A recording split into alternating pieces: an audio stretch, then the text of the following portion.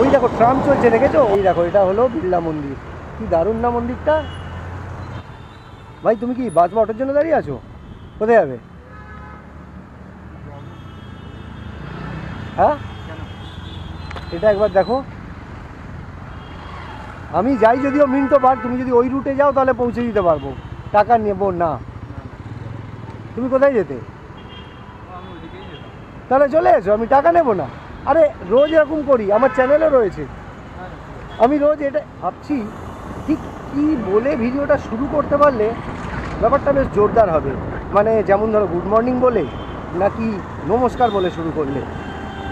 যদিও তাতে তেমন কিছুই যায় আসে না, তবে হ্যাঁ এটা ঠিক যে কোনো কিছু শুরু করার সময় একটা সম্বোধন তো করতেই হয়।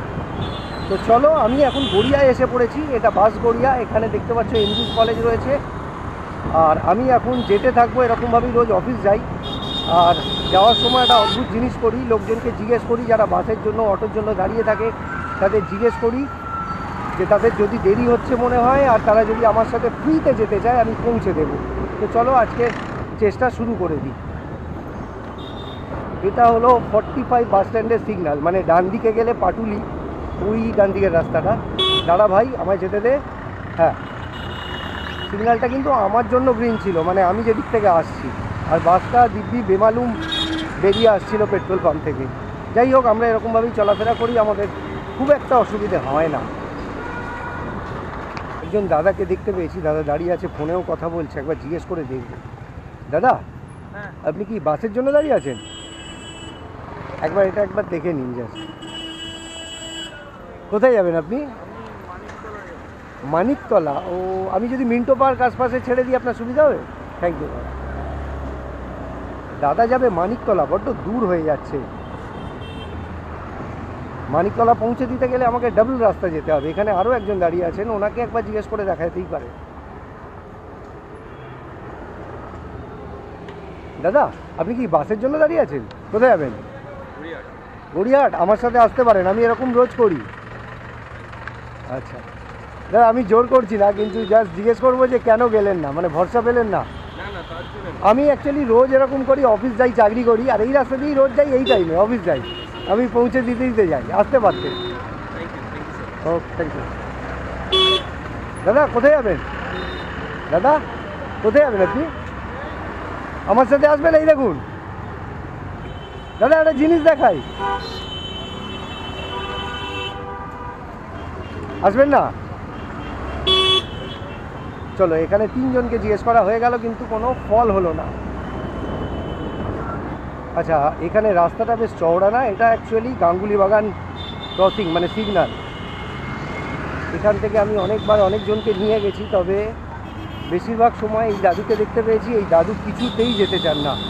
তাই আমি দাদুকে আজ আর জিজ্ঞেসও করলাম না। দেখো, আপনি কি বাসে উঠবেন? রাস্তা পার করবেন? ও আচ্ছা, ঠিক আছে। চলো, এখানে দু একজন দাঁড়িয়ে আছেন, একবার চেষ্টা করে দেখবো। দাদা কি, ও আপনি যাবেন না? না, কোথায় যান অ্যাকচুয়ালি, মানে কত দূর? ও আপনার ফেয়ারলি না, মিন্টো পার্কের আশেপাশে নামালে কোনো সুবিধা হবে না? না, আচ্ছা ঠিক আছে। দাদা আপনি অ্যাকচুয়ালি এটা একবার দেখুন, আমি ফ্রিতে নিয়ে যাই, রাইড দিই, পৌঁছে দিই, টাকা নিই না। কোথায় যাবেন আপনি? গোলপার্ক। আমার সাথে আসতে পারেন, আমি পৌঁছে দেবো, টাকা নেবো না। আমি রোজ এরকম করি, দাদাও দেখেছেন, আমি রোজ এই রাস্তা দিয়ে যাই, এরকমভাবে লোকজনকে পৌঁছে দিতে দিতে যাই। আসুন। চলো, এখন আমি চলে এসেছি যাদবপুর 8B বাস স্ট্যান্ডে। এখানেই একটা সময় বিশাল করে আন্দোলন হয়েছে ওই তিলোত্তমা কাণ্ডে, মানে আরজি কর কাণ্ডে। তখন এখানে লোকজন সারাক্ষণ ভর্তি হয়ে থাকতো। আর এই ডান দিকে রয়েছে যাদবপুর ইউনিভার্সিটি। এই পুরো এখান থেকে যাদবপুর 8B থেকে শুরু হয়েছে, বিশাল বড় এরিয়া ইউনিভার্সিটি। হ্যাঁ, কালকে একটা দুর্ঘটনা ঘটেছে এখানে। এখানে সারা বছরই কিছু না কিছু এরকম কাণ্ড কারখানা হতেই থাকে। একটা অদ্ভুত ব্যাপার লক্ষ্য করছি যে যাদবপুর থানার সিগন্যাল আজকে খোলা পাচ্ছি। আচ্ছা, এই ডান দিকে যে রাস্তাটা যাচ্ছে এটা দিয়েও বাইপাসে যাওয়া যায়, আর বাঁ দিকেও সাউথ সিটি মল হয়ে সোজা, মানে ওটাকে আনোয়ার শাহ রোড বলে, ওটা গিয়ে একেবারে টলিগঞ্জ রোডে গিয়ে উঠছে। তোমরা কতটা বুঝতে পারছো আমি জানি না, তবে আমি এখন রয়েছি ঢাকুরিয়া ব্রিজের ওপর। আর দুদিকে বাঁশ দিয়ে ভাড়া খাটানো হয়ে গেছে, মানে এগুলোতে পোস্টার ব্যানারে ছেয়ে যাবে। পুজো এসে গেলে, মানে দুর্গা পুজো এসে গেলে এটাই হয়, সমস্ত ব্রিজের ওপর পুরো কলকাতাতেই এরকম হয়। আর ব্রিজগুলো পুরো দুদিক থেকে ঢাকা পড়ে যায়, মানে এরকম বড় বড় ব্যানারে। এরকম যত যেতে থাকবো পুরো কলকাতায় এরকম দেখা যাবে। আফটার অল দুর্গা পুজো বলে কথা। চলো দাদাকে এবার নামিয়ে দিই, সাবধানে। আমার নাম সমীরণ। ছবি তুলবেন? আচ্ছা তুলুন। আমাদের ছবি তুলবো মানে এটা একটা ব্যাপার আছে, এটা আমি ইয়েতে ফেসবুকে দেবো। আচ্ছা তাহলে এটা সমেত তুলুন। ধন্যবাদ। ধন্যবাদ দাদা। আমার নাম সমীরণ, আপনার নাম? আমার নাম অসিত। অসিত, আচ্ছা। আবার হয়তো কখনো এইভাবে দেখা হয়ে যাবে। ঠিক আছে, ঠিক আছে, আসলাম দাদা।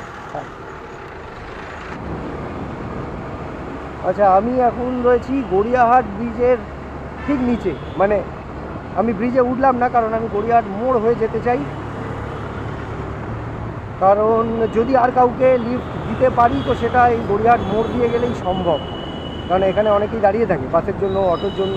তবে কি আমাকে এই সিগন্যালটায় দাঁড়াতে হবে। গড়িয়াহাট মোড়ের সিগন্যালটা বেশ বড় সড়ো সিগন্যাল হয়, কারণ এখানে চারদিকে রাস্তা রয়েছে। বাঁদিকে, মানে এটা রাসবিহারী এভিনিউ সামনে দিয়ে যে রোডটা ক্রস করছে ওটা রাসবিহারী এভিনিউ, ডান দিকে গেলে কসবা, আর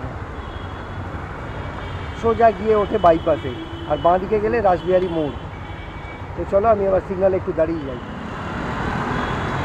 এই সামনে অনেকে দাঁড়িয়ে আছে, তবে একটা মিনি বাসও দাঁড়িয়ে আছে। আর না, একজনই ছিলেন, উনি একজন মহিলা, আমি মহিলাদের জিজ্ঞেস করবো না। আর এইটুকুর মধ্যে এখানে কাউকে পাবও না, কারণ এবার যে রাস্তাটা দিয়ে আমি যাচ্ছি এখানে সাধারণত লোকজন বাস থেকে বা অটো থেকে নামে। তো চলো যেতে থাকি। ভাই আজকে এরকম ফাঁকা ফাঁকা রাস্তা দেখে সত্যি বলছি খুব অদ্ভুত লাগছে, কারণ কলকাতার চেহারা এরকম নয়, এত ফাঁকা থাকে না। আজকে হয়তো শনিবার বলে জানি না, না হলে এরকম ফাঁকা তো আমি অন্যদিনও অফিস যাই এই রাস্তা দিয়ে কখনোই পাই না, একমাত্র রবিবার ছাড়া। আর বিশেষ করে পুজো যখন এরকম সামনে এসে গেছে আরও অনেক বেশি ভিড় হওয়া উচিত ছিল। যাই হোক, ফাঁকা আছে, আরামসে যেতে পারছি, এটাই সবচেয়ে ভালো ব্যাপার। দেখো এই সামনে এটা হলো বিড়লা মন্দির। ভাবতেও একটু অবাক লাগে যে কলকাতার মধ্যে, মানে একেবারে প্রপার শহরের মধ্যে এরকম বড় একটা মন্দির আছে। দেখেছো মন্দিরটা কত সুন্দর। এর এন্ট্রান্সটা যদিও ডান দিকে, আমি দেখিয়ে দিচ্ছি, দাঁড়াও। আচ্ছা দাদা, এই ভাইকে একবার জিজ্ঞেস করিনি মাঝখানে। ভাই তুমি কি বাস বা অটোর জন্য দাঁড়িয়ে আছো? কোথায় যাবে? হ্যাঁ, এটা একবার দেখো। আমি যাই যদিও মিন্টো বার, তুমি যদি ওই রুটে যাও তাহলে পৌঁছে দিতে পারবো, টাকা নেবো না। তুমি কোথায় যেতে? তাহলে চলে এসো, আমি টাকা নেবো না। আরে রোজ এরকম করি, আমার চ্যানেলে রয়েছে, আমি রোজ এটা। আরে ভাই, যাকে ভাইয়ের বাস এসে গেছে, চলো ওই যে ভাই বাসে উঠে পড়েছে, খুব ভালো। এই দেখো এটা হলো বিড়লা মন্দির, কি দারুণ না মন্দিরটা। সন্ধ্যের দিকে এখানে খুব ভিড় হয়, অনেকে এসে বসে থাকে, জাস্ট জুতোটা খোলো, জমা দাও, আর ওপরে গিয়ে বসে থাকো, আর সন্ধ্যেটাকে পুরো এনজয় করো। ওই দেখো ট্রাম চলছে, দেখেছো? অনেক সময় অনেকে বলেছে যে কলকাতায় নাকি ট্রাম চলা বন্ধ হয়ে গেছে, ট্রাম উঠে গেছে, কিন্তু আদৌ এটা ঠিক না। আচ্ছা, এখন আমি যে রাস্তাটায় রয়েছি এটা সোজা গেলে একেবারে পার্ক সার্কাস 7 পয়েন্টে গিয়ে উঠছে, যদিও আমি ওইদিকে যাব না, আমি এখান থেকে লেফট নেব, গুরুসদাই রোডটা ধরবো, কারণ আমাকে যেতে হবে মিন্টো পার্ক। তো এই রাস্তাটা খুব আরামদায়ক রাস্তা, বিশেষ করে এই সকালের দিকে, মানে এরকম রোদের মধ্যে এই রাস্তাটা দেখো পুরোটা গাছে ভর্তি, তাই খুব ছাওয়া ছাওয়া, গাড়ি চালিয়ে খুব আরাম। তোমরা যারা আমার ভিডিও আজ প্রথমবার দেখছো তারা আশা করি এতক্ষণে বুঝেই গেছো যে আমি কি করতে চাই আর রোজ কিভাবে অফিস যাই।